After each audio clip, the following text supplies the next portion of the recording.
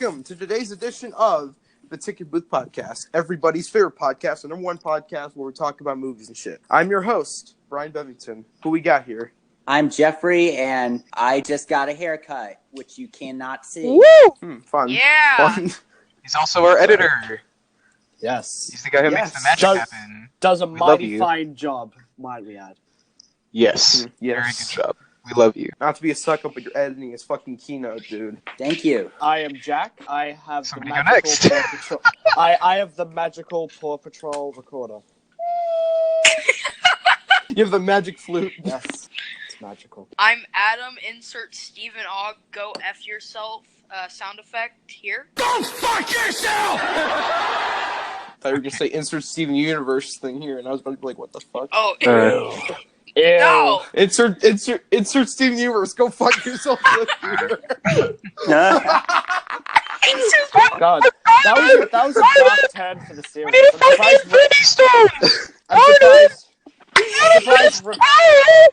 I'm surprised Rebecca Sugar added that in. That was an odd choice. Yes. Did Rebecca Yes. Sugar write The Force Awakens? What? Oh, hello, everybody. This is Hello, everybody. Mark?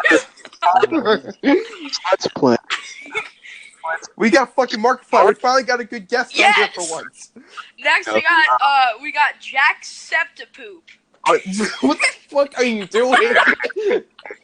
Is Mark even here? Yes, I'm here. I'm here. No, Mark's dead. We killed him. This is Mark. Hi. I'm Mark, or Krimes, or however you want to know me as. I Where are you, Mark? Come on. Oh, hi, Mark. You may know him as the Quiet Place hater. Yeah, oh fuck. I think I'm about to get lynched. Someone's knocking You're at my about to door. get David lynched. Somebody's knocking at my door. Hello? No, I don't have a quiet place on Mark's Blu-ray. about to That get ass. bit dinched. Dude, no one should have a Quiet Place on Blur because that cover is hot garbage. It is hot. And dude, my tweet No. on that blew up like a motherfucker. Like seriously, I got 47 likes just for saying that a cover My is garbage. tweet about Big 47. Mama's Because house it's versus correct. Despacito Clearly, I'm blew doing up. something wrong. No. Yeah, Big Mama's house they're versus... doing something wrong by choosing that awful art. Yeah, exactly. They- No, Paramount's the one who's Wait, doing they something did that wrong. with all the money in the world, too. No, that was TriStar. Yeah, but still, and, they my- made a horrible I guess cover. blue cover art in general is awful. that these cover days. for All the Money in the World, I still have PTSD about that Just fucking thing. imagine if Phantom Thread came out with the IMDb cover. Oh, Jesus fucking Christ. Don't make me think of that. At least it's God. not those cheap one color gradient and close up of a character covers. Okay, so, Anyways. is our topic So today? where's Mark? I'm here. I'm alive. Hello. Okay, he's here, Jeffrey. Don't worry, man. Mark, if you're here, He's say alive. something. I'm alive. Oh, hi, Mark. Oh. Hi, Mark. And this is what I go through every day because my name is Mark, and they think that I'm the guy from The Room. Oh, sorry. I'm so sorry. Mark wants to die. Here, don't worry. I'm a dab for you. There we go. That's good. Hey, we don't have proof. You can't see me, but I just dabbed. Just record yourself dabbing again, and then we'll just edit that in. It's already enough How that I do took. you- It's already enough that I took a How picture do of you, T-posing. how does that even work? You can't even see me dab. Anyway, so you guys want to get to the topic? All right. Yes. Solo. Our topic is fuck it. This movie kind of sucks. It is bad. No, it didn't. I didn't. Oh, this is gonna be fucking good. Keep it. We're gonna talk about Solo. Boo! A Star Wars story. Should have left it as just a theory. A game series. Fuck you. Thanks for watching. 3, 2, now! So what's your name anyway? Hey, kid, there's a big shot gangster. He's putting together a crew. You think everything sounds like a bad idea.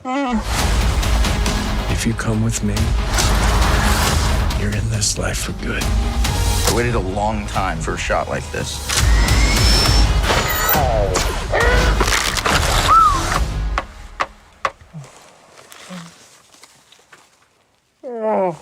I got a really good feeling about this. Who wants to go first? What their thoughts on Solo? I'll go first. Go ahead, man. Go ahead. Okay, so I actually saw this with a friend of mine on Twitter. His name's Patrick Hazard, and we both live in New Orleans, and we decided we'd meet up in person for the first time, and we went and saw the movie together. So it was cool meeting him, and I liked it. I liked the movie. Honestly, bit of a hot take here, maybe, but I thought it was better than Rogue One. That's not that hard.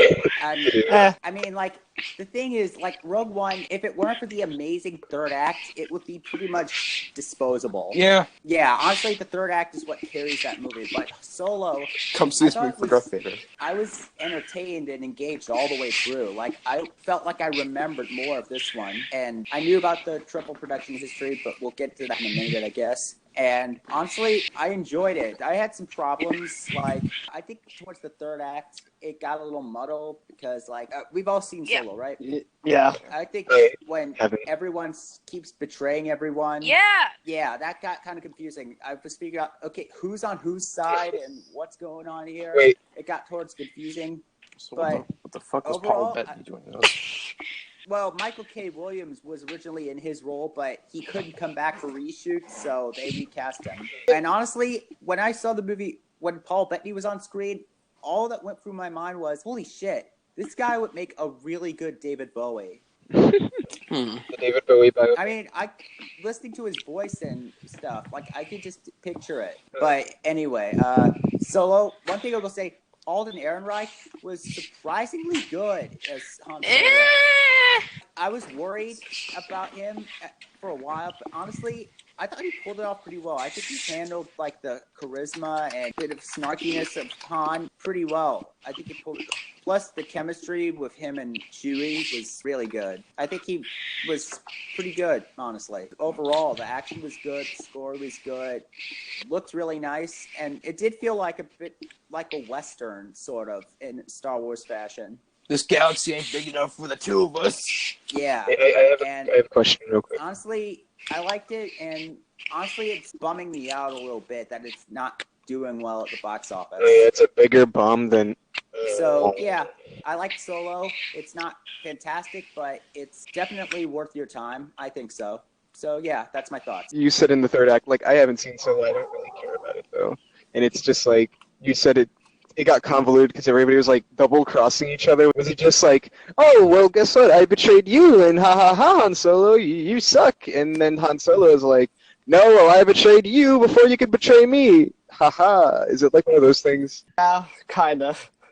Okay. That's kind of like what happens with Woody Harrelson at the end. You go like, hey, I was betraying you. But then, like, all along he was just like, yeah, but I kind of knew that you were going to do that. And it's like, oh no, the character that nobody cared about betrayed the character that we barely cared about. Drama. My thoughts are gonna be they're gonna start some arguments. Did he land in Missouri? By any chance? He landed in Ebbing, Missouri. Yes. I knew it. It's the sequel. How come Darth Vader? How come Darth Vader? 3 spaceships outside the Death Star. Blasted while falling. Oh. Ray got mind raped. 3 billboards outside Jakku. Let's get back to talking about Solo, or the 120 Days of Sodom. Who's next? Long movie. Who's next to give their I thoughts? don't remember Solo. Me. I think Go Pierre ahead. Pasolini really God sold. damn it.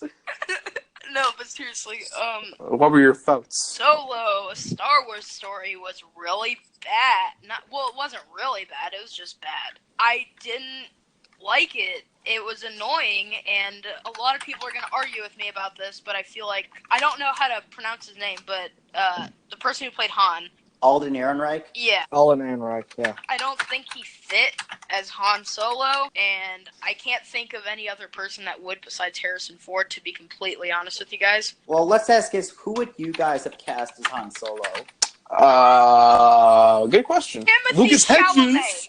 I would have cast Ansel Elgort. That work. I mean, That is one of the people who I was actually we need someone who captures the essence of what Harrison Ford brought to the table in the original trilogy. Timothy Chalamet. Actually, I could see that, probably. Maybe. Not It really. depends. Like, If I mean, his gun is a peach. and then he just shoots out cum. All right. Welcome to the Planet Kingdom, bitch! So anyway, you were saying? Yeah, like you said, it's a whole thing of betraying and stuff. The little twist should... Wait, can I say it? Since... Go ahead. You already said Who cares? Darth Maul is, like, one of Yo. the villains now. what was with that? I don't know! It was That's so why- stupid. Also, Yeah. isn't he dead? Well, I mean, no, this was set before Fan Menace, right? Yeah, Well, I thought it was okay, set like that's my after next point. episode 3. This is my next point, because it's all convoluted, and it mixes up with the actual canon of Star Wars. So it's like, oh, my Yeah, but name's don't they Han bring Solo, Darth- and then, like, Did they're they- lined up, and then they're like, it's Han. Bring back Darth Maul in the Clone Wars show or something? Yeah, he was in the Clone Wars show, but he had, like... So maybe he's I still don't know. alive. Oh, yeah, actually, he is still alive, because, like, he freaking got split in half, and then he has, like, robotic legs or whatever.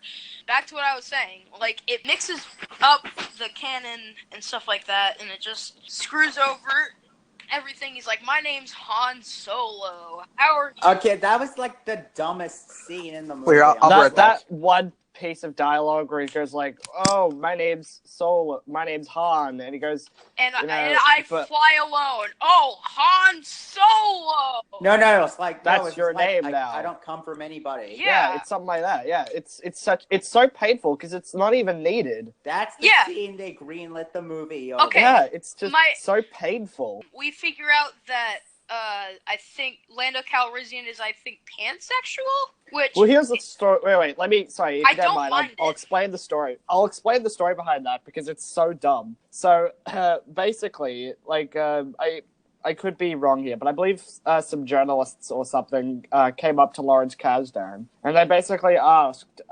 "So is Lando pansexual?" And because you can't exactly say no in that case, because then then you'll get all the headlines saying Lawrence Kasdan is, a bigot and he doesn't like gay people and all that. So he goes, I don't know, maybe he could be pansexual. And then all the headlines say Lando is pansexual. And there's nothing about it in the movie. Exactly. Like nothing. So it's not like they even confirmed anything. Yeah, it's more just like, I don't know, he might be. It's such a stupid So story. that's just It's just, I love, LGBT characters, and especially now that we're in Pride Month, especially I support that. It's just, if the character shows no signs of being LGBT, then why even bring it up? It's like, why just, like, apparently people were talking, oh, Korg is gay. He didn't show any signs of that. Like, yeah, but that's because, like, in the original, like, I think comic books and stuff, he came from a climate where pretty much everybody had the same, like, gender and stuff. okay, well, yeah, but it's just, the thing is, it's like, what's the point of talking about Lando being pansexual? I mean, like, they didn't express that at all. So Yeah. it's like, Well, exactly. When you go back and listen to what I just said, that'll probably make more sense in how terrible the story is. I mean, it's like they're trying to give the movie some kind of legs to stand on, which it really Again, doesn't. that's not... Yeah, exactly. Plus, again, that wasn't exactly their intention. I talked about it when you left just for a minute there. Okay, sure. basically it was like interview question that got blown out of proportion. Yeah. Headline. Yeah. It wasn't really confirmed at all. So anyway, Back to They my talked talk thought. about it. Darth They pretty Maul. much talked about it in the Red Letter Media solo review. Lando is actually really good. Donald Glover, for me, he stole the show. Yes. well, duh. It's Donald fucking Glover, man. Yeah, Of course. This is Donald Glover, but in all seriousness, he's really good in the role. To be fair, I guess he just did he do anything to like? That's actually, and also, was I the one who noticed that at the end when they met back, when him and Han met back up, it was just it was just like when you noticed that they weren't with each other at the end, you were just like, oh, how are they gonna be able to be with each other in the original trilogy? Like they like, you know what I mean? Like, they come together as friends and stuff. And then just at the end, like, oh, quick little card scene. There we go. It's the setting up the original trilogy. Okay, then. I guess the main thing, in this whole movie is the I forget the name. It's the Kessel Run. That Mhm. so They made that's a whole the thing. film around one, Yeah, pretty much one exactly. line. And it's not even It Thing wasn't is, even. I didn't even impressive. realize it was supposed to be the Kessel Run until like after it happened. Like you Yeah. just mentioned that. It was like, oh, we just did the Kessel Run in 12 parsecs, guys. Yay! Well, when you Han round it Solo's down. character arc in this film Okay, is that's that he offensive. figured out how It's to a draw, copy how off to drive. of A New Hope, like Jeremy. No, well, I was saying Han Solo's character arc in this film is that he learned how to drive diagonally. Wow!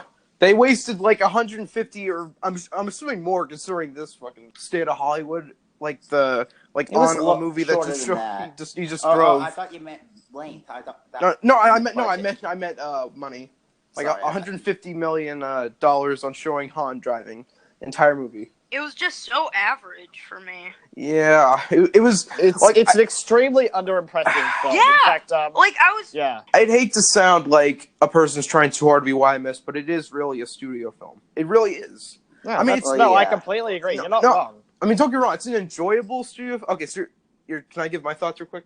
Yeah. I mean, well, no. Okay, so basically, my thoughts were when I first heard that Phil Lord and Chris Miller got kicked off, I was pissed. I'm a huge fan of Phil Lord and Chris Miller, really. I think that everything that I've seen from them, I love. Clyde with the Chance of Meatballs, 2122 Jump Street, Lego Movie, all that stuff is awesome. And it's whenever I first heard they were getting kicked off, I knew that it was going to be an Edgar Wright situation where they kicked off the creative people and then they just forcefully brought in some guy who probably isn't even passionate about the project. And then it would just turn out maybe enjoyable, but nothing you'd remember after like a week. But why Ron And- Howard? That's kind of exactly. I mean, Ron Howard is a really competent director, even if his don't get- last films have been, completely, anywhere But- from average to mediocre. And What- this is just another average, mediocre film he's created. I mean, to be fair, if I was Disney and firing extremely creative people, which I wouldn't do, but say I do, Ron Howard would probably be someone who I'd have in mind, because Ron Howard is a very, very talented director. I will admit. He's made some films. I haven't seen some of his great ones, admittedly. I've seen The Grinch. I think His his quality most varies recent. from Yeah, movie to yeah. movie. I Right. think I mean, his most recent film was Inferno, which was god awful. Have Well, you you seen got Yeah. stuff like Apollo 13, and then I've you seen got like stuff 30 like The minutes Grinch. of it. Yeah. Okay. I mean, I mean- he's made films that I've loved, like, Apollo 13's a classic, A Beautiful Mind's great, and my favorite film of his is actually Frost Nixon, which is, like, one of the most interesting biopics Sam I've seen. Rockwell. Yeah. Which is, by the way, watch Frost Nixon. It's, like, an extremely interesting No, film. guys, watch Confessions of a Dangerous Mind and stuff. Oh yes, well, we'll talk about that a little bit later. Yeah, But, but his recent films have just been anywhere from like average to mediocre or just crap. Like Inferno, I watched some of that film. That was unwatchable. In the Heart of the Sea was okay. Rush was boring. I didn't see The Dilemma or Angels and Demons. Well, he That's- produced the- The Dark Tower, which I The, hear the, is horrible. the Dilemma didn't even seem like a movie that you would even expect someone like Ron Howard It to just seemed like a touch. paycheck gig, I guess. Kevin James, please stop. Would you seriously expect Ron Howard to direct a Vince Vaughn, Kevin James comedy? Well, then again, No. I would never expect him to direct a Grinch movie where the Grinch forces Jeffrey Tambor to kiss a dog's anus. Oh my god, that was Jeffrey Tambor? So yeah, Solo. I saw it. In fact, I kind of felt dirty getting tickets for it because of the fact that I was pretty much giving money to a studio that fired two really creative and funny people. And don't get me wrong, there were a lot of things about the movie I enjoyed. The action scenes, like I said, are great, especially the train scene. Yeah. That's really awesome. Woody Harrelson's Eh. awesome as always. Oh, That's a fucking given. We forgot about Don't the love villain that copied off of Boba Fett, kind of. I'll get to that in a second, but the majority of I had a great amount of problems with it. For one thing, I don't know how many of you guys noticed this, but did any of you notice? Oh, this is a spoiler, by the way, but who cares? It happens like 20 minutes in, anyways. Again, That- we're in spoilers, so you don't need to mention that. Yeah, I mean, well, yeah, but basically, so did you notice that Woody Harrelson? I don't even remember his name. Tobias something. Beckett. Yeah, Beckett. His girlfriend, I think Thandie Newton, dies. Yeah. And he brings it up once, and then the rest of the movie, he doesn't even care. They don't even like briefly bring it up at the end. It's just the rest of the movie, she's forgotten. Like They don't like know what they're doing with the plot. It's like, oh, my wife died, and then it's like later, and then Woody Harrelson. my wife died. What's good, guys? It's me, Beckett. It's just like she randomly dies, and then he just goes, no. If I can remember correctly, I think he said that. Which Well, like, biggest cliche ever. Lando's, like, droid or whatever dies. L3, yeah. Yeah. I mean, Yeah, the feminist robot. Nice. He led, oh, dude. hey, women's Right. rights, guys. I liked her. She was one of the more enjoyable things about the movie. I also liked how Really? they And honestly, I liked I liked how they Yeah. introduced You look back Chewbacca. at- I mean, well, great. And also, like, one thing that you can tell was if you if you guys were in the theater with me when I saw Solo, you would notice how everyone I went with a whole group of people when I saw it, and everyone else was laughing besides me. I don't recall laughing once, and I was just sitting there during the comedy. The comedy sucked. Well, there were some moments where I did. No, I didn't laugh once. Like I was just sitting there, and everyone around was just like howling with laughter. I was just like, I'm glad you guys are having a good time, but I'm having none of this shit. Overall, I enjoyed a lot of things about it. Well, not a lot, but there were a lot of things about it that kept me from thinking that it was fully average. I mean, there's a lot of really enjoyable things. Like, so, like the action scenes, I love Woody Harrelson in anything. Even in shit movies, Woody Harrelson just makes a good time. So the first half hour is boring and dull, Yes. and I actually was, like, really pissed off whilst watching it. I didn't think any of the action scenes were, like, that impressive. It's just like that whole train scene, I got nothing out of it. The whole first half of this film, I'm thinking like, okay, it's gonna get good. It's gonna get really good. I'm gonna start really enjoying this. And I never get to that point. The dialogue is just anywhere from standard to crap. You know, with the Han Solo name thing and before, and all that really cringeworthy moment. The really cringeworthy moment where it goes, your name's Chewbacca. Oh, I'm gonna have to figure out a different name for you. Just stop. Wink, wink. All nudge, of the nudge. humor was God, pretty much just honestly stop. cringe. It's so poor. It's like no creative vision at all. It's like Hey. like a first draft of a film. Hey, and then what the do you- second half comes along and it's like oddly enjoyable. I mean, I guess like the last half hour was just like enjoyable enough. Like I gave it a pass, but this is like one of the most average films I've seen all year. Yeah. Even Yeah. something like Deadpool 2, which I gave the exact same score. You know, there's at least definitely higher elements of quality in that film, despite the fact that I think it's a mess. That film definitely does try. I love Deadpool. This film, it's just, what do you have in this film? You get average performances, subpar action, maybe like some decent interactions from time to time, but for the majority of it, I just didn't care. I'd be lying if I said I was bored, because I wasn't bored. I was sitting there thoroughly entertained. I think the runtime's like 2 hours and 15 minutes, and it flew. It definitely didn't feel its length. I had fun with it for the most part. I mean, well, I feel like if I watched it on my own, I probably would have felt miserable. It's just, I had fun going with a lot of friends. Wait, what? I'd be more likely to rewatch this than Rogue One, honestly. I'd be more likely to rewatch Rogue One. Yeah. At least it had that awesome third act. Yeah, that third act. Well, I would just rewatch Rogue One for the third And, well, act. but even then, just skip to the third. I mean, Rogue One, I also did kind of enjoy, but even then, Yeah, the characters. I like sorry. Rogue One much more over this. At least Rogue One had. I mean, its characters were pretty much one note, and it wasn't for the most part anything really special. But at least it tried more. Like at least you could tell that maybe Gareth Edwards was probably somewhat invested. Yeah, in making he had a creative vision. Vision. There's like Well, no Ron vision Howard- in this film. Like, let's just be real. Ron Howard probably had no like investment in making this. He was just like he. I wouldn't say that because And Ron what I've Howard seen, definitely he has seems like potential. he's. I mean, I love Ron Howard. It's And he just isn't a that hack He seems either. like he was. no, He he's seems definitely like he not was hack. taking it seriously from all the stuff I've seen him post about. No, I it. mean it's just that. I think the reason they fired Phil and Chris was because like they weren't sticking to the script. Well, that's because they wanted to do their own thing. I mean, I guess that's something that these Star Wars movies have a problem with, is that I think they're just too afraid to stray too far away from the tone of the original trilogy or the whole saga before the new movies in general. They're too afraid to experiment too much, I guess. Yeah, and we all know what happened the last time they tried to experiment a lot with a film and how that reacted. Yeah, Last Jedi, let's try and add some different things in here.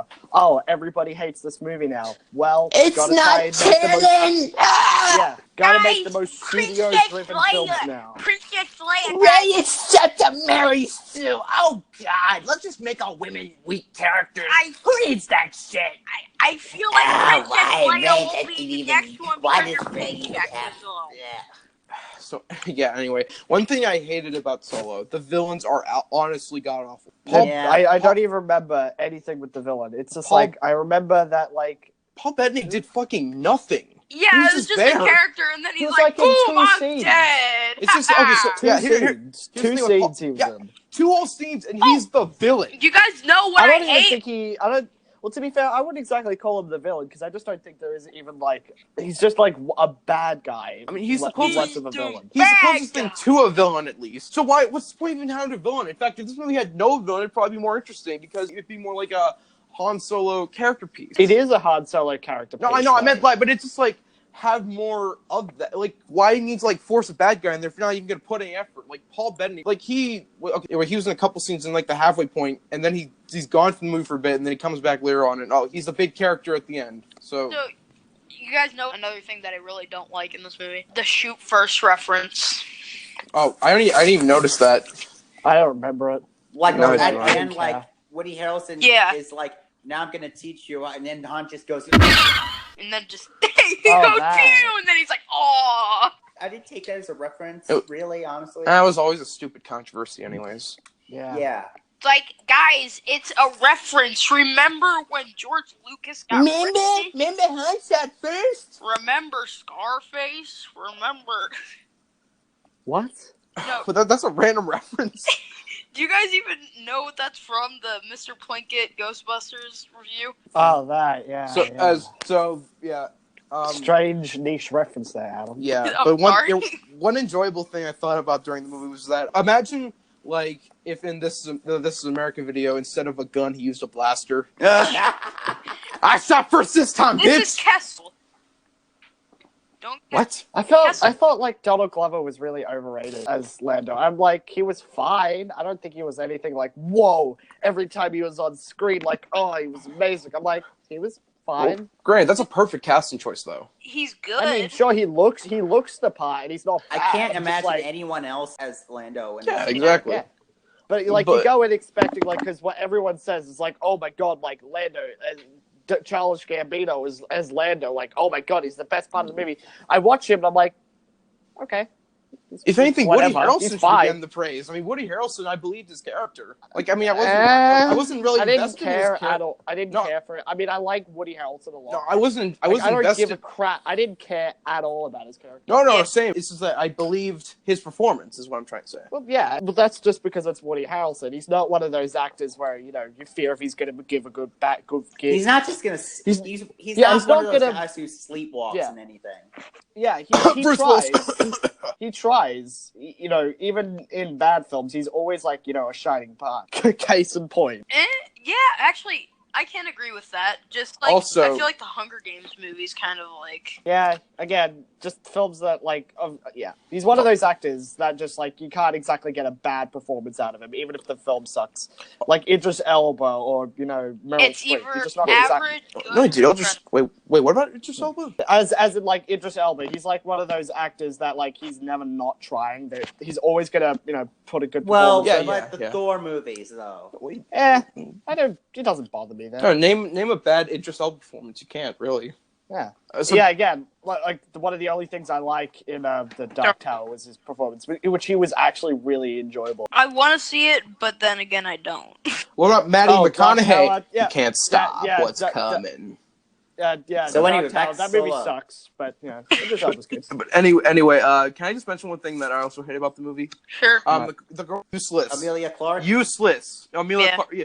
I like Amelia Clark. She's a great actress. Just that her character was fucking useless. Like, I know you said it, but seriously, she was nothing. Like, I mean, I don't mind them having a girlfriend character for Han as long as they give her some kind of point. But it's just like, I mean, in fact, I liked her arc at the beginning. Where, I mean, not necessarily arc. It was just like how they both got separated, and it's like they built a story out of that. Like that, I liked where they were going with that. But then they introduced her back in, and she's just like boring girlfriend character. She might as well place her with a sexy lampshade. Yeah. I'm not trying to sound sexist here. It's just that, in fact, No, that's not sexist at all. It's just, It's just like saying- she doesn't have a character. Just give And her the a twist with her at the personality. end was just like so dumb. I didn't care at all about Amelia Clark's character. The best thing I could say about her is that like her performance was solid, and unlike somebody like, I don't know, Felicity Jones in Rogue One, I didn't like hate watching her performance, because like Felicity Jones in Rogue One was like, oh god, gives me nightmares. I mean, well, I'm not saying make Amelia Clark's character as strong as Rey or anything, but give her a personality, give her something to do. Give She her was some just there. motivation. Exactly, she was just there, Yeah. I guess. Yeah. Do you guys have anything else you want to add in? No? John Favreau's character is kind of cringy, but he was only Wait, in the movie for John 10 minutes. Favreau was in this? Oh, exactly. Until he You died. remember. What the hell no, was John Favreau in this He movie? was that four-armed He was chef. CGI guy. I love John Favreau. He was chef, guys. Have y'all seen Chef? Four- Remember Directed by John Favreau? Chef? My Four name is what? Chef.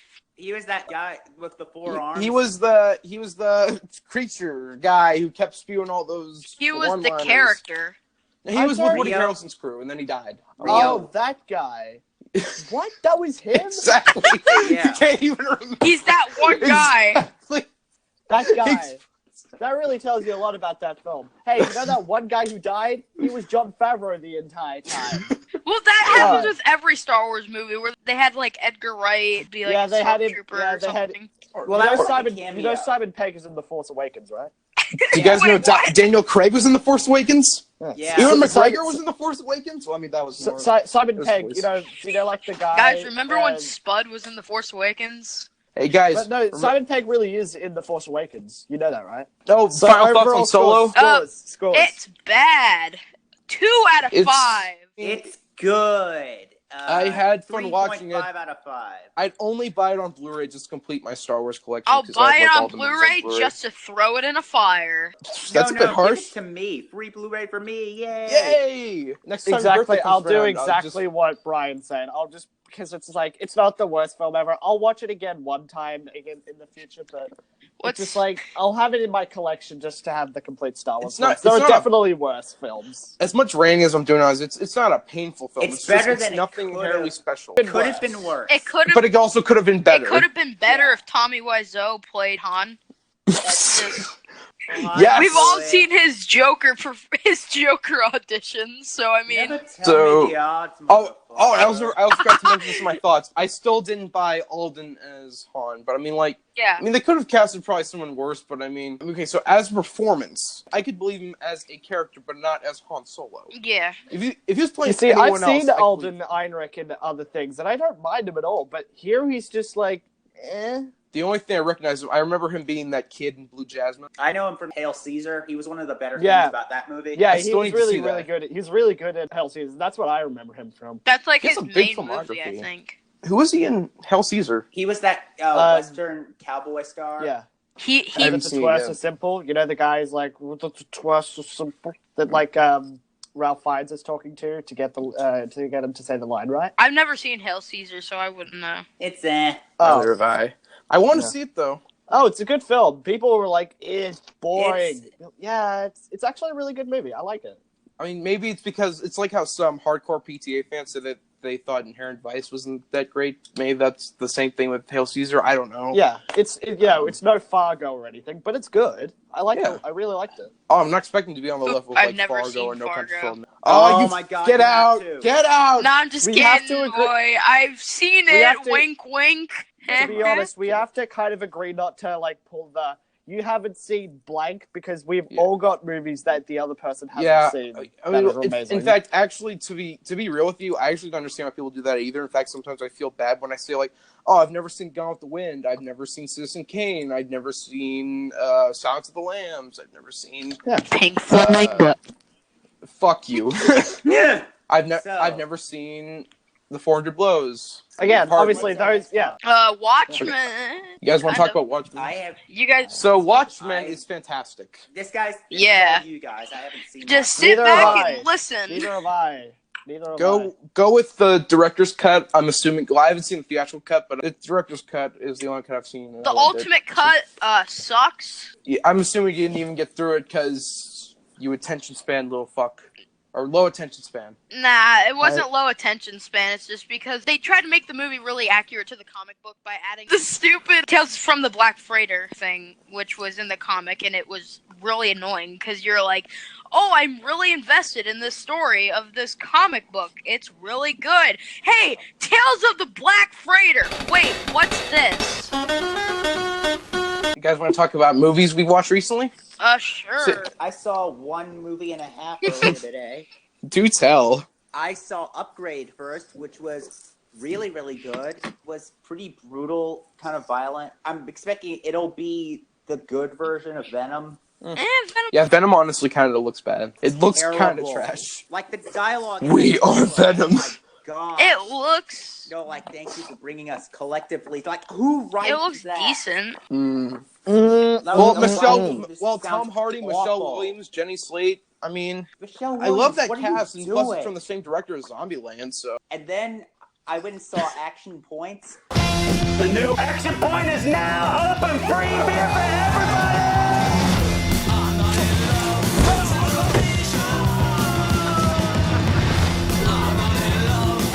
We need something to do these little bastards.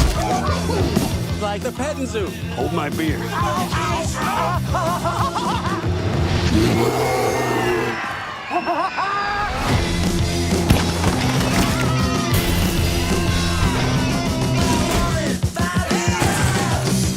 Bye-bye, Mr.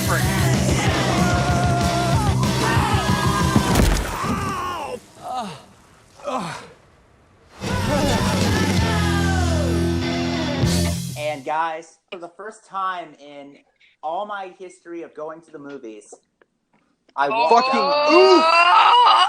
15 minutes in, I just gave up. I decided this is a waste of my time. I'm not even gonna bother. I doubt I'll ever walk out of a movie. I mean, well, I've walked out of a movie sometimes, but only to use the bathroom. I doubt I'll actually like walk out like halfway through, because if I'm paying like $6 to see a movie or something like that, I'm amazed because I'm a cheapskate. I don't know, but I want to get my full money's worth. You know, like I have the option to see a movie, so I might as well watch the full thing or to like give my 2 cents. Well, thank God I used Movie Pass on this one. Wait. That's $6 for tickets over there? Well, in one specific theater I go to, the rest. God, we have to pay like bloody $20 for our tickets. At my theater they pay like $28. Here it depends on the time of day. Like early morning showings, like at AMC, they're like $5 or so. For us, it all depends on how popular the movie is. So it's like, hey, you want to see Solo? Well, guess what? Give us $30. You can get in. It's not expensive. I'm not even joking. My parents had to like drop me off because they didn't want to spend $90 on seeing a movie. So they were just like, "Hey, just go in, grab popcorn, and watch the movie." Wait, you had to spend $90 on a movie? No, $30. It was $30 a ticket to see Solo. Oh, jeez, that's insane. That's not even worth it for good movies. Even for a movie like that, that's really it was really. I had to spend $30 for a movie I didn't even like. Well, anyways, about Action Point. So, for those of you who don't know, it's loosely based off a real-life amusement park in New Jersey called Action Park. And in the time it was known as that, it had a reputation for being the most dangerous amusement park in history. Like, there were like 6 deaths. Didn't somebody get stuck in a slide? The ride. Oh, Jesus. Oh, the cannonball loop slide. It was like a vertical loop water slide that people got stuck in. And honestly, the history of that park is way more interesting and fascinating than anything in this movie. Like, I just got nothing out of this. And I love John Knoxville and what he does with Jackass. This was just, the stunts aren't even that exciting at all. Like, it's just him falling Action Point and looked hurt. good, for me at least. But now that you're saying, like, I looked at more of the trailers, I was like, It's just nothing there. And by the time I was like 15 minutes in, I wasn't even paying attention much by that point. I was just looking on my phone about this stuff that was going down on the Buffalo Wild. Why were you using your phone during? Why were you using your phone during the movie? I was checking what time it was. Wait, you checked? What happened to the Buffalo Wild? What happened on there? I think somebody hacked into it and started posting a bunch of inappropriate and racist stuff. Yeah, I mean, I'm not going to see Action Point in theaters, but I do kind of want to check it out because I'm a huge. Yeah, by the time I walked out, I didn't even know what was going on at that point. Just looked up. I mean, I'm such a and where I'm such a huge Jackass fan. I'm sorry. And someone's juices dripped on the floor. And before then, it wasn't even that. That sounds awful. It's not even that raunchy up to that point. Like it's just like cursing, whatever. And I was the point where I decided this is worthless. I'm going. But yeah, because and it's not I've never been. I've seen much worse all the way through. The closest I've ever come to walking out of a movie was Transformers: The Last Night, which I did walk out of to use the bathroom for a second. I couldn't actually leave because my friends were there. I can imagine Brian. Thanks for telling us that pivotal. It's not as bad as Imagine Brian during the Civil War, like big action scene. He's like, "Hold on, I gotta take a piss." I'll say this. It was just it's Action Point. It's not as bad as the 15-17 to Paris, which, my God, I can't believe I didn't walk out of that one. I hear the 15-17 to Paris is like it's garbage, and it is really bad. I was so close to watching it. Like I refuse to believe that Clint Eastwood actually directed that, honestly, because there is no way he is that incompetent. How many retweets for you to buy it on Blu-ray? 100 at the most. So yeah, Anyway, that's what I saw today, and yeah. Action Point. I mean, I might The watch first 15 Action Point minutes like, of at some Action point. Point. 50 minutes. Like You were I so feel close to finishing it. it's just, I feel like I owe it to the Jackass guy. I mean, how many of the Jackass guys are in it? Just Johnny Knoxville. And and Chris Pontius, I think. I mean, I feel like I owe it to them just because I've been such a huge devoted fan. It's not worth for so it. long. I've never been a fan of Jackass. If I ever needed to see that kind of content, I would go into the Filthy Frank iDubbbz Max Mofo content. But Well, I don't know. yeah. Deadly Twister. Yeah, that kind of stuff. Deadly That's Twister, yes. that's the kind of content I love. But with Jackass, it just felt more forced. I don't know. I never really got Well, into at least it. they're trying to do a bunch of stupid stunts that are That you're ridiculous. too scared to do. Yeah. Well, Action Point, it was scripted, so it's like they actually wrote this shit Yeah, down, but and the it's stunts turn are out like nowhere this. near as crazy or exciting as in Jackass. I mean, I wanted I'm assuming they to can't ask 'cause- something. Yeah. So I went and just was kind of looking at the poster and trailer, and it's at the very least, the current one that they have on Letterboxd. And I was kind of getting that with that poster and the trailer combined, it looked like it was trying to revert to that classic style of 70s comedy, like Animal House, with the multiple characters going off and doing their crazy, not wacky hijinks and all that. It's not Is that even is that. that what they're trying to do? No, it's not even like that. It's just there's a bunch of characters who I don't even know what they're even doing. I don't even know who some people were. I got confused about who everyone's related to. When it flashes back to Johnny Knoxville's character in the old days, he has a daughter and they go to some shack that he lives in, and there was a guy with a beard, an axe-wielding guy, and for a second, I was and the girl is happy to see him, and I was confused because, okay, are these two related? Are they dating? Or, I don't know. I didn't know who was who or whatever. John Knoxville dates his daughter? No. That's how confusing it is. If that were the case, I would have walked out right then and there. It's just, the thing is, the concept of making an action park movie sounds like it would be a good idea. Yeah, on paper, it sounds like it should be amazing. You could Like, make a hilarious movie out of that. This isn't it. A great dark comedy, Yeah, especially with the Jackass guys. This is not that perfect movie. for them.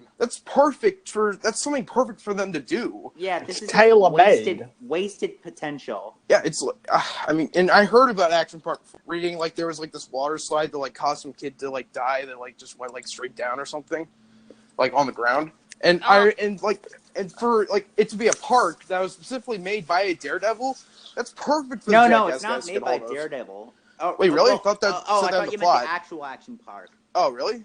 Or No. I thought you were talking about actual Action Park. no? Isn't that what happened? No. Because that's what it says in the plot, and I'm assuming it's directly from the movie, story. I guess? Oh, well, I don't think it was actually founded by a Daredevil. Okay, whatever. I find it weird that no one has seen it. It doesn't seem like anyone went to go see it. I mean, only Yeah, you well, it and just some other came people. out today. I mean, I know that, but I mean, you'd at least expect some reviews to be up. Maybe David Cuckman Einrich is or giving it a half star right now. Well, I mean, they didn't. Who it cares seemed about David Einrich? It seemed like there was I do. an embargo on reviews until earlier this afternoon, because up when I went to see it, until I sat down, it was there were no critic reviews up, which is hardly ever a good sign. What got me nervous was the fact that they're putting Jackass aspects into something that could be more of sure Dark. it could be Dark yeah, coming of age more comedy. dark. Yeah, and I the don't. thing. Oh, sorry. No, it's fine. I just don't think that fits much. You could make a great action park movie, but the Jackass approach is not the way to do it, I don't think. Also, the And I weird didn't thing even is that laugh once. it's hard to pretty much even be hyped for something from the Jackass crew because they're old now. I think Johnny Knoxville's in his 40s, or I know he's in his 40s, but I don't know the specifics. Yeah.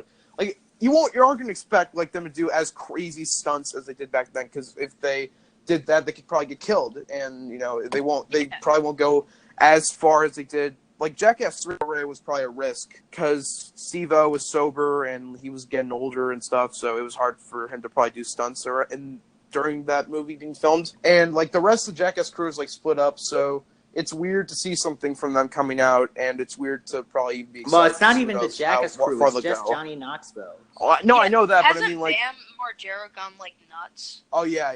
And then nuts. Ryan Dunn is dead. Yeah. Oh, yes. Rest in peace. In fact, I even remember thinking that they'd make a Jackass 4, and then I realized all the stuff that the crew's been going through nowadays. And they were gonna, and they were gonna call it We're Not Done Yet. Yeah, it's weird, because when Jackass 3 came out, I was like 8.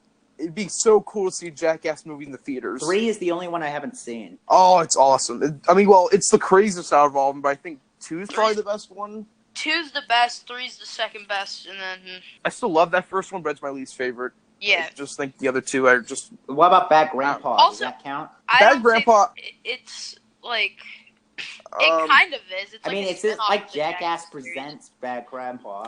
And it's a character from the Jackass. Oh, I'm sorry. Yeah. Academy Award nominee, Bad Grandpa. Yeah.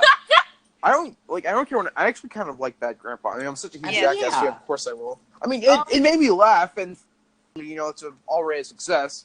And plus, I don't even really understand what people were even like hating on it for. I mean, YMS review was just pretty much like invalid complaints. I mean, in my eye, he has complained that it all just seemed like reshoots or something, which I didn't really even notice. I think, the common complaint with something like that is if you just don't find it funny, then you just don't find it funny. I think he was probably looking for something to complain about just because he just didn't find the movie funny or whatever.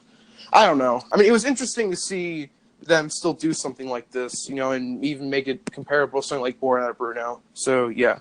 We've been going on for a lot about something like Action Point. Yeah, but last thing I'm going to say on this, because I haven't seen it, but I'm surprised that Johnny Knoxville is still going after he sneezed out his eyeball. Wait, what? Yeah. So, his eyeball popped out of his socket at one point when he or whatever. Sneezed. He sneezed, and then his freaking his eye popped out of his socket. Yeah, but here's the thing with twice, that. I like what they're saying with that. I'm sure if there's something that's proves me otherwise, then tell me. But as far as I can tell, that it's kind of a really clickbaity thing to say, because here's the thing: it's physically impossible for your eye to come out of its socket without you physically removing it. Unless he's broken something around his eye that's caging it in. It can't pop out because there's stuff that, holds your eye in place. There's, stems and stuff that keep that in place. Surely your eye just can't go blop. Well, he's probably been hit in the face a bunch of times to the point where it's, that part of, the eye is just kind of, done. He did all that for fucking Action Point. Was it worth it? No. So anyway... You are Johnny Knoxville. Get the hell out of here. So anyway, the 15 minutes I saw of Action Point were bad. If the last 30 minutes were somehow any better, then I'd like to know. But other than that, nah. What rating would you give what you saw? Out of 10, maybe a 4. I gave it a 1.5 on Letterboxd. So that's a 3 out of 10. That's a 3 out of 10. Yeah. For me personally, there's nothing harder to sit through than a bad comedy, because you just sit through so many unfunny jokes going over and over. Well, the thing about this one, I didn't laugh once. There's the red light. Yeah. Oh yeah, I was just gonna say some of my watches, but I'll try and go somewhat quick. Confessions of a Dangerous Mind. Ooh, yes. It's great. Great film. First off, I need some water. You watched it. Great film. Good job. Rockwell is fucking daddy. Yeah. Well, he's amazing in that movie. I mean, Gerard Clooners. You can kind of see they tried a little bit too hard to try and imitate Tarantino a bit, but still, what he did with that, he still brought a great film to the table. So I don't know. It's like how some filmmakers probably try and copy off Scorsese, but they still make a great film in the process. I wouldn't say he was copying off anybody's style. Actually, I think he does actually a really good job of making it his own. Yeah, I can kind of see that he made his own style, and it was a great style with that. I guess it's probably just because in my mind, you found it reminiscent. You found it reminiscent. There we go. I guess maybe I was just unfair with that. I don't know, but still, really, really good movie. Solo, Star Wars story, I saw 2 days after. We already talked enough about that shit. In class, we watched a TV movie adaptation of The Odyssey. It was bad and dated, but it's about Ross Lee's in it, so at least there's that. I watched 500 Days of Summer, which was the first movie I watched this summer. Yes! 500 Days of Summer is fucking great. It's so good. It's a good film. Yeah. It just doesn't feel very rewatchable to me. It has The Graduate in it, so it's a masterpiece. Well, yeah, pretty much. Also, a day after, I watched an even better romance film that y'all need to check out immediately. Woody Allen's The Purple Rose of Cairo. Yeah. Please watch it. It's so good. I really want to So watch fucking that good. one. I mean, I don't know if y'all will give it as high of a score as I did. We'll see about that, but I'm I mean, sure. the I know you guys concept will just definitely like it. fascinates me. Yeah, exactly. I mean, it's probably the best use of character comes out of the screen and lives his life in the real world idea. I love that. It's probably idea. the best use of that. Yeah, it's. Well, I love So that wait, concept what's too, the and plot it's of the best what's the plot of Purple Rose? So basically, it's like it's set in the 1930s, and during the Great Depression, there's this waitress who tries to use escapism through the movies, and then a movie character can notice her, and then he comes out of the screen and then falls in love with her. Okay, That's cool. Sounds good. It's very awesome, and Jeff Daniels is daddy in it. And then I did a much needed rewatch of Black Panther after hanging out for so long, and now I like it. Yeah, I But saw that. You sue me. had a change of opinion on that. Yeah, I guess I think it was just because I was tired the night that I saw it. Like it's just I hate going to see movies on Friday nights because I'm always tired and I always had a long day of school and stuff. But yeah, I mean you could say it's not very special, but I don't know, I liked it. Watched Aliens for the first time. Woo! Yes. Great. Of course, everyone knows how great Aliens is. I mean, Yeah. duh. I've only seen the first Alien. I've never Guys, seen it. remember Oh. First Alien? Yeah, you hated No. the first Alien for a while, then someone told you Why? to. Yeah, Those are the like- movie friend I hung out with today was like a while back. He told me everything like good about it. Cause at first I was like really tired when I watched it because I binged both of them I think in a day or something, and I don't know, I didn't really enjoy it that much, and it was kind of lame to me. But when my friend talked about it, it changed my opinion like insanely on it, and now I really like it. Nice. Yes. Have you even rewatched it though? I probably will sometime soon over the summer. So the Black Panther method happened with you. So nice. Yeah. And the day after, well, so basically I was watching a lot of movies at home because my mom was working, so I got to just sit at home in the morning to watch a ton of movies. Next day I watched The First Taken for the first time. It's more of a guilty pleasure, I guess, but I still really, really enjoy it. I wouldn't call it a guilty pleasure. You can say it's dumb, but I just really, really enjoy it, though. And It's like the deadest meme of all memes. exactly. Well, that's that's a still, I dead love meme. It memes. wasn't even a meme to begin No, with. isn't that the I third will movie? find you and I will kill you. No, the third movie with the fucking fence jumping. That Oh god, 15, that editing. 15 I mean, cuts in a shot where he just jumps a fence.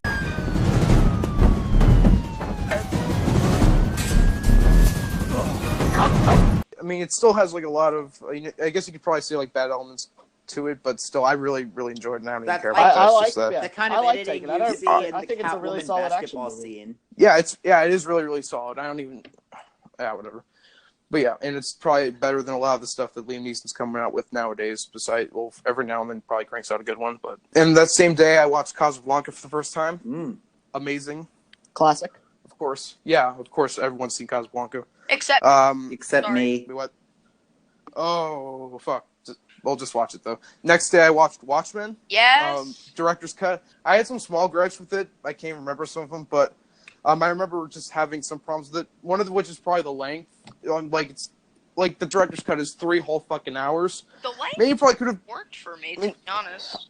I mean, it's just that some scenes probably go on for a little bit too long. I don't know, but It's the only way to fit like a 400-page book. still, I mean, it's just as a whole with everything in it. Then my biggest problem was probably like one performance I thought was a little bit hard to believe, which was one of the. Well, there are 2 girls in the movie. One was just Carla Gugino. I think it was her. But yeah, I'm going on for too long. But yeah, The younger one. yeah, I think so. Oh, But Alan Ackerman. Then. But still, I loved how it was more of a realist. It was more realistic than you'd probably think it would be, and how the whole concept of the government using superheroes as weapons, kind of. I love that about it. I loved all the characters, especially Rorschach. And yeah, that same day on Rabbit, I watched Paddington 2. I'll be honest, guys. I thought that the first Paddington was decent, but I didn't love it. Yeah. I mean, it was cute. It was very, very enjoyable. It's just I thought there were some pretty big cliches in it. Like, there were actually some really cliched moments, in my opinion. And Nicole Kidman's villain is fucking terrible. She's the most cookie-cutter villain you'll ever find. But What? she gives a great performance, and it's just her character. Here's the thing. Her character is pretty much the same villain from the fucking Madagascar 3. Think about it. Yeah. I mean, She is literally fucking Frances McDormand in Madagascar 3. that So, was I love Frances Nicole Kidman. McDormand? Yeah. God damn it. I adore Nicole Kidman. It's just that she is the typical generic villain, but everything I loved about the first one was amped up to 11 in Paddington 2. Yes. It's just it's such a fucking enjoyable movie, It's and like it a warmed up my perfect family movie. Yeah, exactly, and it warmed up my fucking dark soul. The musical number at the end, not gonna spoil, but it was awesome. Hugh Grant, Yeah. you know, can't go wrong with Hugh Grant. What else? I Married a Witch. Yeah. Oh, I forgot to mention I Married a Witch. Me, Mark, and Adam on Rad to watch a movie that none of you have probably heard of. I haven't. It's a 1940s film called I Married a Witch. It's a comedy. Really, really good. I don't understand why it doesn't have that much attention to it. It's Sean Baker's dad's favorite movie. Yeah, exactly. So if you guys like old movies, definitely go check that out. Yeah. And I watched 2 movies today, one of which was the original Rambo: First Blood. Really good. But one thing I noticed, real quick, do you remember last podcast we were talking about a film where a bunch of kangaroos got killed? Well, Jack will probably know what I'm talking about. Yeah. Wow. Yeah. Wow. Yeah. Well, I discovered that and First Blood had the same director, which is odd to me. Yes. Oh, Wake and Fright. I don't know. For some reason, I just found that kind of weird. I looked up what else is for some point I paused the movie because I was curious as to what the director has done, and I saw a list on Letterboxd, and I was like, oh, he also directed that movie. Also, literally just before this podcast started, I watched another Woody Allen film, Vicky Cristina Barcelona. Really great. Really, really good. Yeah, I've seen that one. Solid. Yeah. Solid stuff. I don't understand why I gave it a 3.5. What were your problems with it? Oh, just it's a good film. I thought it was just pretty good. I don't really have a lot to say. It's just a pretty good movie. Oh, I'm not judging you. I'm just wondering why. No, yeah, I know. I'm just saying. There's just I don't really have a lot to say. It's just a good movie. Okay, I'm babbling after too long. But All yeah, right. and also there's a lot of hot women in it, so there's that. Yes. So those are all my Definitely. watches. All right. Someone else go. I guess I'll go because I watched a lot of stuff so far. I watched Persona, which masterpiece. My first Ingmar Bergman. Still didn't see it. Oh my god. Ingmar Birdman. Nice. You should watch it. Actually, it's incredible. I definitely want to. Since I'm catching up on a lot of movies, as you can see. I want to watch The Seventh Seal next because from what I've seen, Ingmar Bergman is so far a phenomenal director. But let me know how the previous 6 Seals are as well. That joke completely fucking failed. I Married a Witch, which we already talked about. Really fun comedy. I watched If, which Malcolm McDowell. Oh, Love If? Malcolm McDowell. Yeah, he's fantastic in If. One of my favorite performances by him, but obviously Alex from Clockwork steals the #1 for me. The Gimme Shelter documentary, which is great. I rewatched Before Sunrise. I'm stuck between Sunrise and Sunset and being my favorite because for some reason I think young love stories are fantastic and they're more relatable. But the ending of Before Sunset is just phenomenal. Yep. But yeah. I watched Brief Encounter, which is now in my top 10 because it's amazing. So is Persona, but whatever. The Great Dictator, which is really good. Charlie Chaplin plays a bunch of characters in that. Fantastic Mr. Fox! Woo! You finally watched it, cuck! Amazing. Probably one of my Yes. favorite animated movies ever. Yes, it's my favorite probably. No, Lion King is then. And then I rewatched the masterwork that is Batman and Robin. Why? Why? Why would you do that to yourself? Because I was What do bored. you don't gain anything from that. Exactly. No, in fact, No, it's not even fun to make fun of anymore. Yeah, It's just the horrible. joke's so dead. It's such a dead joke. It's like that Hey, credit card. everybody, the pizzas. I'll take drive-through. Ugh. Something. I want to In call. fact, Chicks dig the car. Everybody's done that same joke before. Exactly. It's been Like, beaten we've to seen death. it. Yeah, Gert it's like- Clooney doesn't it's- want to remember it. Joel Schumacher Yeah. doesn't want to remember it, so I doubt Arnold wants to remember it. I love that Joel Schumacher apologized. he was like, "I'm sorry." He's like, I'm so sorry. He Which is keeps weird 'cause I remember apologizing for it. I remember hearing from somewhere that when he directed, he was like, "Remember, guys, this is a cartoon." Oh my god. But next, I rewatched Birdman, which is an actual masterpiece. Yes. Probably. It's My favorite creeping of all up. time. It's creeping up. It's creeping up to my top 10 because I Is love it going to top The Graduate? We'll see. Baby. Oh shit! We'll both be the Birdman guys. Hey, maybe my second favorite. I don't know, because Okay. Goodfellas is so hard to take out of my second favorite. Oh yeah. Solo, it's as my we shit. said, It's so good. We already talked about it. I rabbited a movie with Mark, Lean on Pete, which it's good. Pretty good. I watched it. It was pretty good. People don't give Steve Buscemi enough credit. How do you do, fellow kids? Steve Buscemi is so good in Lean on Pete. Then today I watched 2 films. I watched Doctor Strangelove with my friend, which is really good. One of Kubrick's best. I still need to see that. The ending is so weird. Can't wait. Don't spoil. I already know the ending. I mean, well, yeah, I think I know the ending because like everyone's parodied it. If it's the ending is what I think it is, then everyone's parodied it and referenced it. You can DM. Can I mention what the original ending was gonna be? Sure. It was originally supposed to end with a pie fight. Oh yeah. Nice. You can actually look up images. If you go and just look up like Doctor Strange pie fight, you can find images. Doctor Strange pie fight. Imagine if Infinity War just ended with a pie fight. Everybody vanishes once a pie is hit at them. Everyone vanishes and turns into pie custard or whatever. And then I watched Chapter 27 before we started this podcast, and I really didn't like it. Which I thought I was going to like it because I love kind of like biopics somewhat. And John Lennon, obviously. Well, it's about the guy who murdered John Lennon. Yeah. It's a cool concept, but I feel bad for not liking it, as Brian said, because Jared Leto put a lot of work into that character. Exactly. Yeah, I mentioned in the group chat that Jared Leto put so much effort into this role. Like, well, I mean, he does that a lot. No shit. It's just like for this particular role, I remember seeing an interview one time. I don't know. I can't remember how I found this. Just I randomly came across this when I was looking up videos. That an interview we're talking about where he apparently ate ice cream doused in soy sauce in the microwave. What? It's like he was pretty much just like eating liquid ice cream with soy sauce in order to gain weight. To play Mark David Chapman. Yeah, and oh my god, Lindsay Lohan is awful in Chapter 20. No shit. But she's in it. Name a good. Yeah. Name a good. I She mean, you plays can probably name Nancy good movies. Pittman. Maybe there are a couple good movies that just so happen to star Lindsay Lohan, but name a good performance from her. Mean Girls, like. Oh, I actually hear that's good. It is. It's. Oh, okay. I would name another one. Though. I know. I know who killed me. I'm sorry. It's weird to hear a boy saying that Mean Girls is kind of funny. Yeah. Just like how it's weird for any guy to say they love La La Land, but that already happened. Yeah. Okay, that's one. But yeah, whatever. All right, so those are that I watched. Okay, so I watched both of the Crank films. They are amazing. I can't wait. They're pretty amazing. There's a scene in the second one, very minor spoiler. There's a scene in the second one where he like gets. It's like you can even see it in like the poster for Crank High Voltage. He grabs like a car battery and like hooks it up to his tongue and nipples. It's amazing. I also watched Krisha, which is an A24 film, and it's very good. By the director of It Comes at Night. Yes, Trey Edward Schultz. It's very, very good. I really, really liked it. I think it's a very good film to show to film students. I highly recommend that one. I saw Gringo. Crap. Yeah.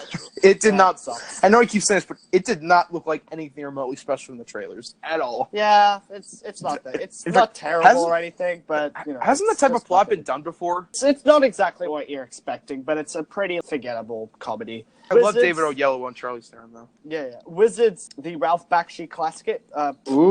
Wizards, the Ralph Bakshi classic. Classic. Classic. Yeah, no. I find it very entertaining, but it's also kind of bad as well. I do recommend it though. Some of the animation is amazing, and some of it's like total garbage. But as a fan of Ralph Bakshi, I do enjoy it. How to Talk to Girls at Parties, another just pile of crap. Looks nice, and I love Ella Fanning, but the movie sucks. Star Wars, whatever. Thoroughbreds. I thought it was a solid film. I saw it, and I feel bad because I kept dozing off the first half. Not because of the movie, I was just tired. But You just didn't get it. Your review is amazing. It's just Horse. It makes sense if you see the film. And Seba thought it was a reference to Winter's Tale. Yeah. Or was it Seba, I think? Another thing, that's another one I want to watch because I've heard it's absolutely insane. We all need to. Let's all have a rap. We just watch Winter's Tale. Yeah. God. I can assume it's one of those entertainingly, not entertainingly bad, but because there's so bad it's good.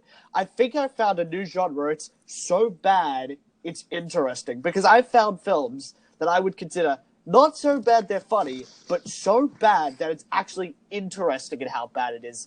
So films it's like what the fuck. Yeah, how the choices are so bizarre. So films like The Book of Henry or Suburbicon. It's like that, I guess. Well, I mean, Birdemics are so bad it's Collateral good, because that's Beauty? a funny. I haven't seen I mean, Collateral but- Beauty, but yeah, I'm sure that could end up there as well. That's But more like the case where the trailer and the movie are two entirely different things. yeah. Wait, But if you need an interestingly bad film, two I go to is Book of Henry, because it's amazing at how bizarrely bad that film. That is an interestingly bad film. And then you have something. I've heard a lot about Book of different Henry. movies crammed together. Yeah, it's like an hour and a half, and each 30 minutes feel like a completely different film. It starts off as this mediocre family film, and then the kid just dies of a tumor, and then the Book of Henry in the title, right? So that's basically a plan for his mother to kill the next door neighbor with a gun. Oh yeah, it was Hank from Breaking Bad, right? I think so. Yeah.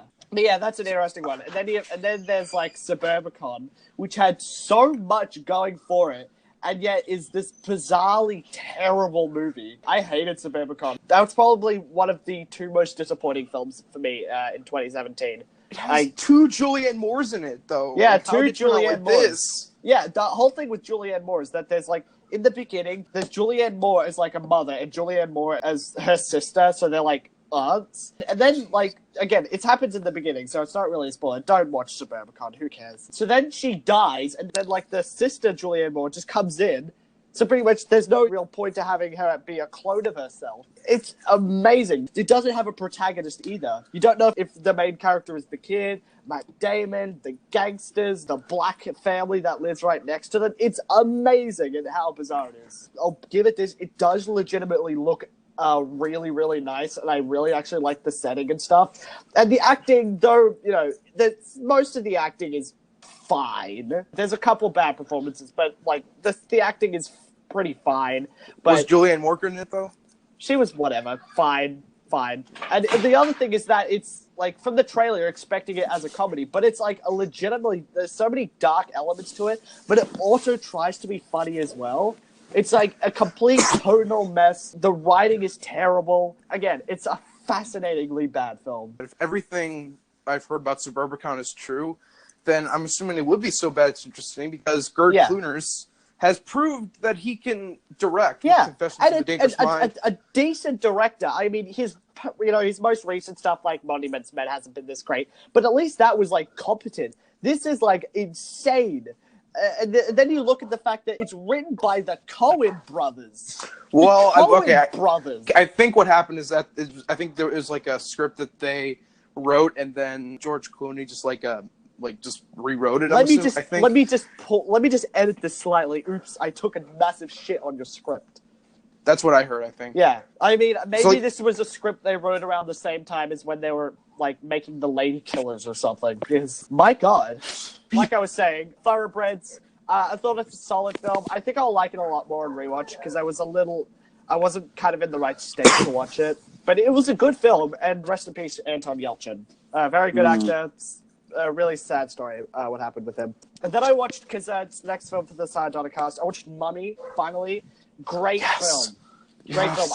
It's right now at a hard 8, but I could definitely see it becoming maybe a 9 in the future. But yeah, Mummy, great film, amazing performances. I do with the aspect ratio. I get why it's in there, and for the one scene where I won't spoil it, but with the whole thing with that, I liked it, but I feel after a while it did feel slightly artsy and unnecessary. But it's a kind of a minor complaint that I can kind of look over.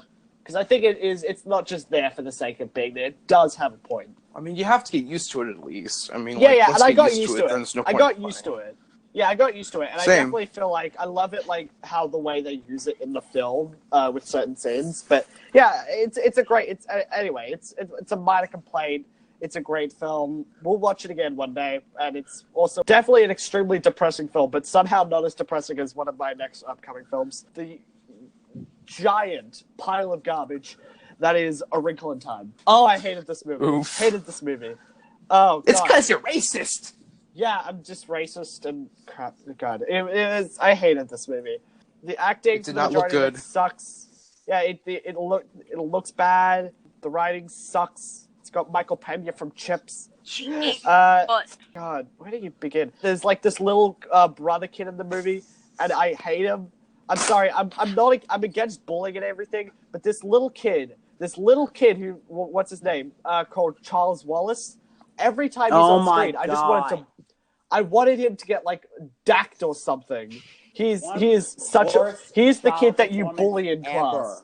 ever. I That movie- hated him. I I hope will he's the watch that kind of movie kid one that day. in class, like I'm sure he's a nice kid in real life, but in this film, I would love to be the kid, the older kid that like takes his lunch money. Oh God, I hated him. I hated him. I'm sorry. I will say that's definitely a joke, but I hated this kid. Yeah, the movie's annoying. It's just annoying. It looks ugly. Did they cram in any pop songs? Incomprehensible. Oh, incomprehensible, and they cram in pop songs in scenes. I'm honestly shocked about this.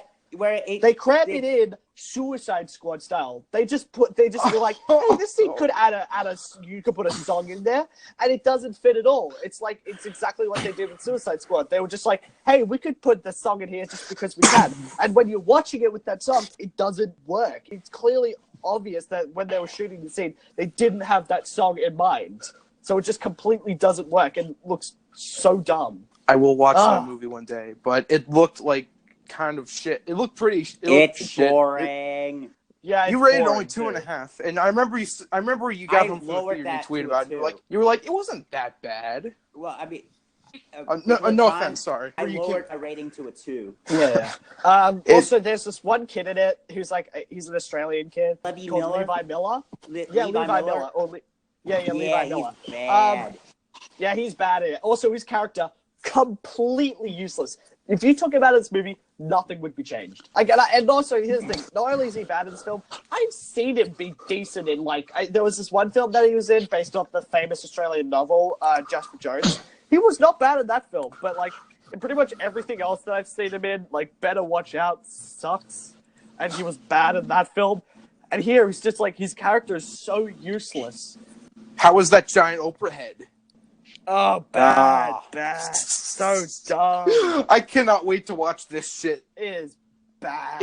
It mainly looked boring. Like I remember, I got that trailer a lot before all the movies I was watching when we caught up on the Oscars, me and my mom, and I had no main reaction to it. I just thought it looked fucking boring. And hearing all this stuff that you're saying about it makes me want to watch this shit like right now. I saw it in theaters. Brian, out of pity. I watched Lead on Pete. It's a really good movie. I don't consider it like one of the best of the year or anything, but it's a really solid film. And by the way I meant like the best of the year, I wouldn't put it like in maybe the top 10, but it's definitely like if I was to collect the films of the year that I would recommend, I would definitely put it in there.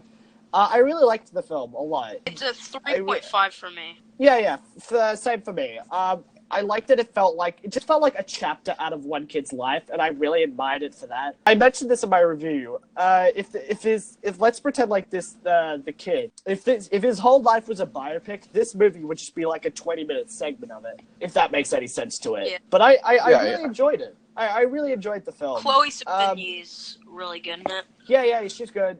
Steve Buscemi, I mentioned this. I loved him in the movie. I really think he needs to get more dramatic roles because, like, I've seen him in stuff like this, and he was also really, really, really good in Death of Stalin. Steve Buscemi is a legit amazing actor. In spite of all, like in all the memes. I mean, I love the memes based on him, but he is a legit amazing actor. I love him in Fargo. Yeah. I love him in Reservoir Dogs. Yeah, exactly. You gotta go, and he's also amazing in Lead on Pete, Death of Stalin. I was Mr. pissed Deeds. because Lean on Pete naming off a bunch of Adam Sandler movies. Yeah, I was just about to say that. Like, Grown Ups. like those Adam Sandler movies, obviously they're terrible, but at least it's enjoyable just because of the fact that Steve Buscemi is he's Steve Buscemi. He can make anything somewhat more enjoyable just because he's in it and you see his face and stuff. So.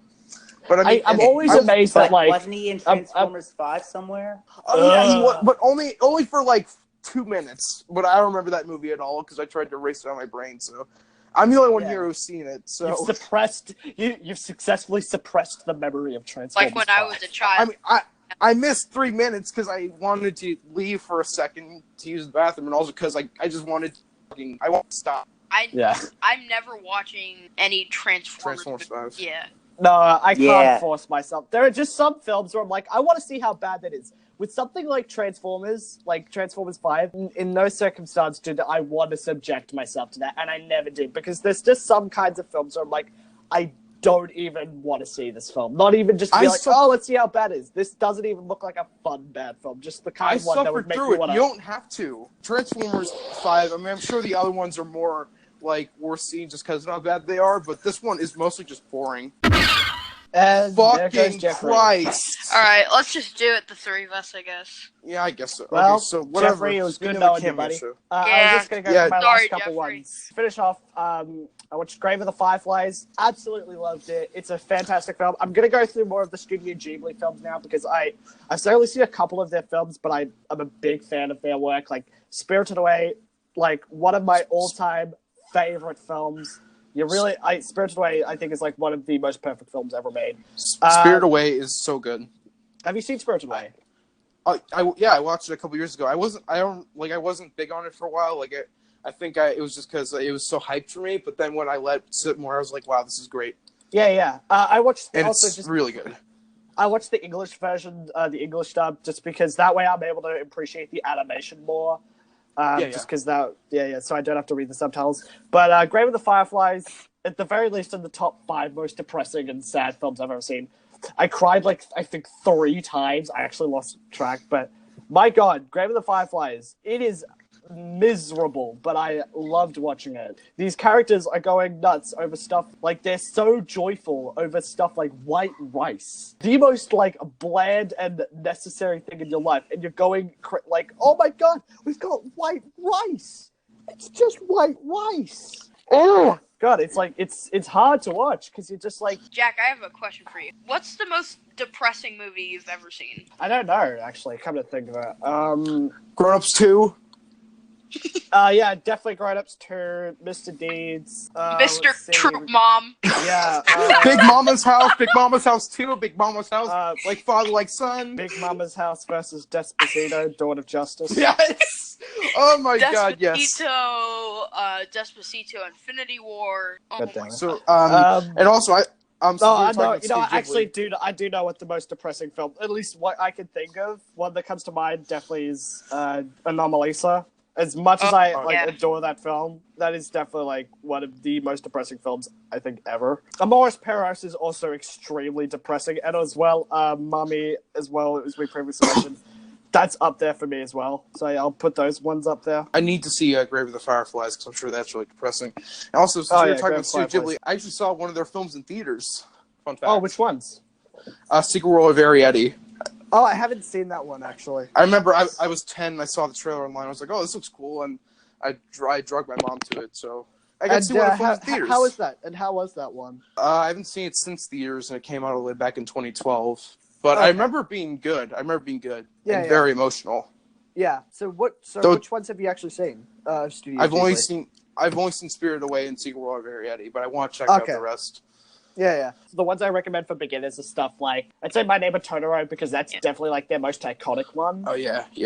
That's a straight up classic. You can't beat Totoro. Yeah, that's the one I'd recommend to begin with. Adam, have you seen any of their stuff? Apparently, one of their films there's giant raccoon testicles. Yeah, I want to see Porco. Yeah, Pom Porco. I need to see that one. I want to see Porco Rosso.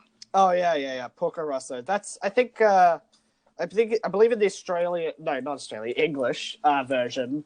Correct me if I'm wrong, but I do believe the main character is voiced by Michael Keaton, so that's a definite driving factor for me.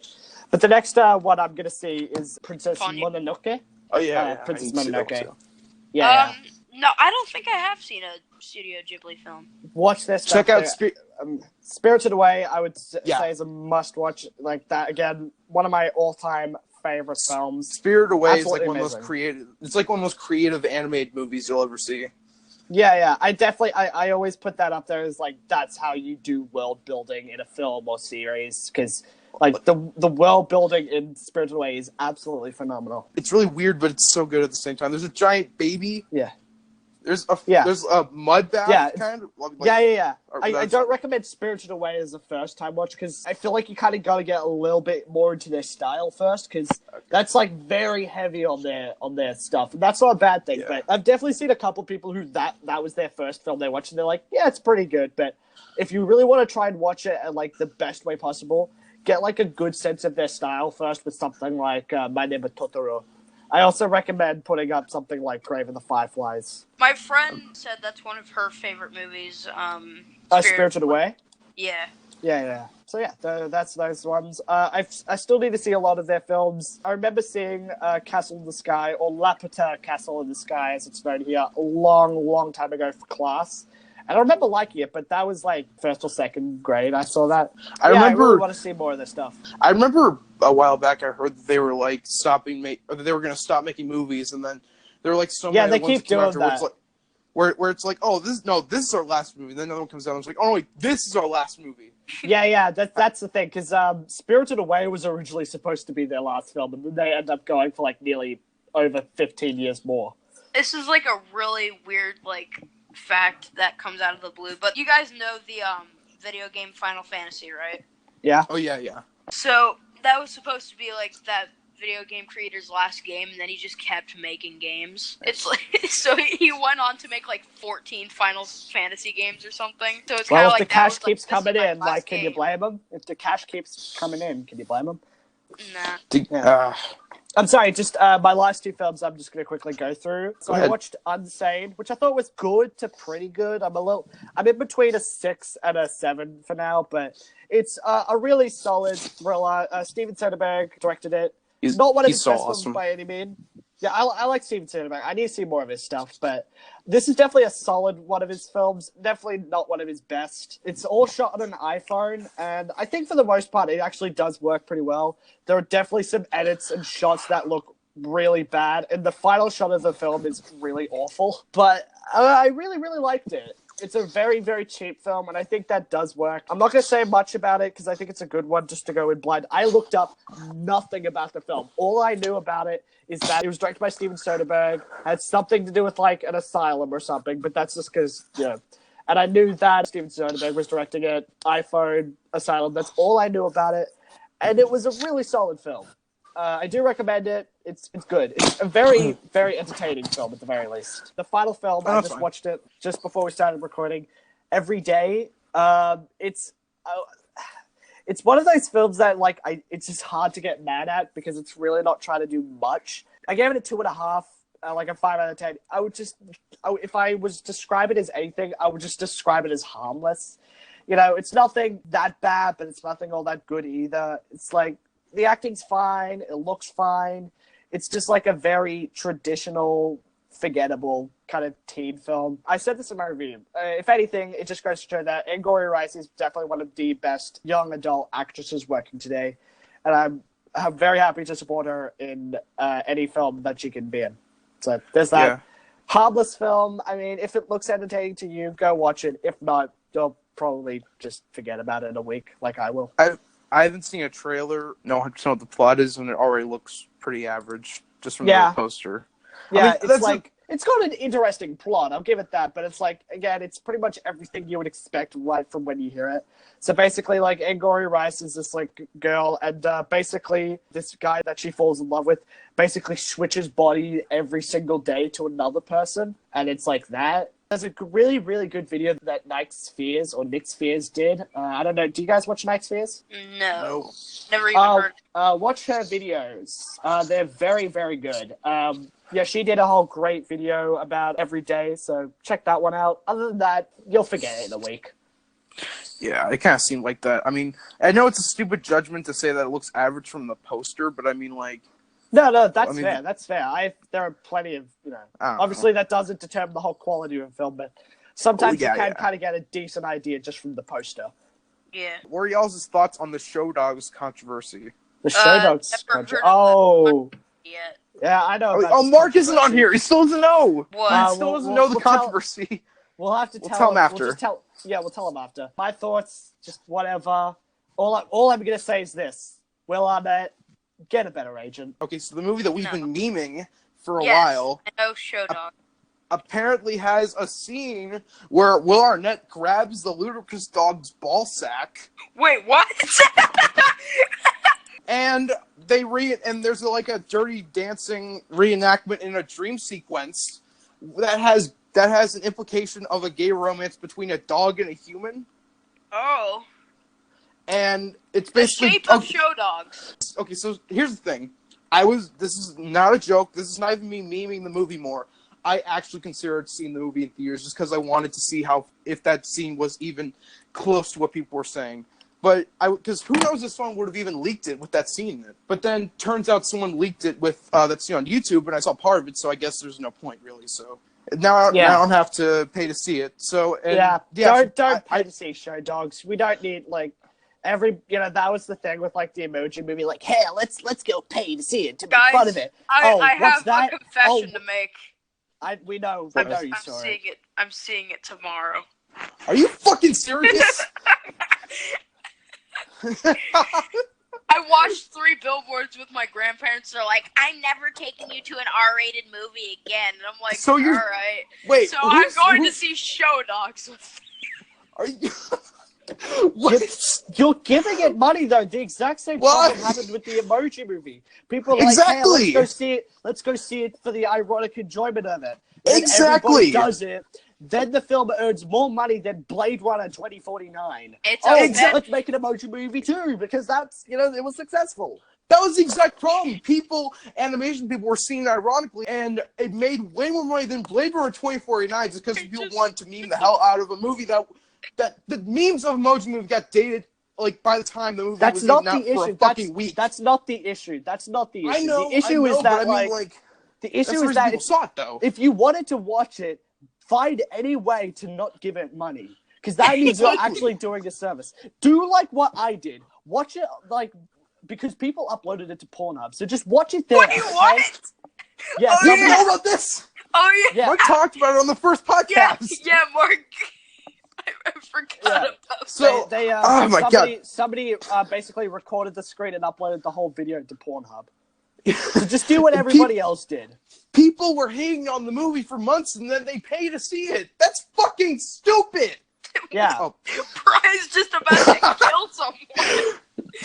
But still, if Blade Runner 2049 was a success, then I'd be happy. But it's just people went to go see Emoji Movie ironically, but they didn't give Blade Runner money. That is fucking stupid. I can understand why it bombed because it's not a movie for mainstream audiences. I get that, but for people to go pay and see the goddamn Emoji Movie, it's just not right. It's just not good. The Emoji Movie, to have those words come out of their mouths, hey guys, and then not go see a movie that they're more likely to enjoy. Like, some people didn't even see it for reviews. They just saw it just because for the memes. Yeah, and it's just so wrong. I'm still not over that. And I'm worried the same thing's going to happen for Teen Titans Go to the movie. So I'm assuming that'll be fine, at least. Yeah. Sorry for my little anger. It's okay to get your anger out. Like, I don't blame you. Teen Titans Go okay, so here's my thing with Teen Titans Go to the movies. Why did I say it like that? I don't know. But at first when I heard about that, like Teen Titans Go, it's stupid show, but it's harmless. It's not like it's gonna make your kid dumb or anything.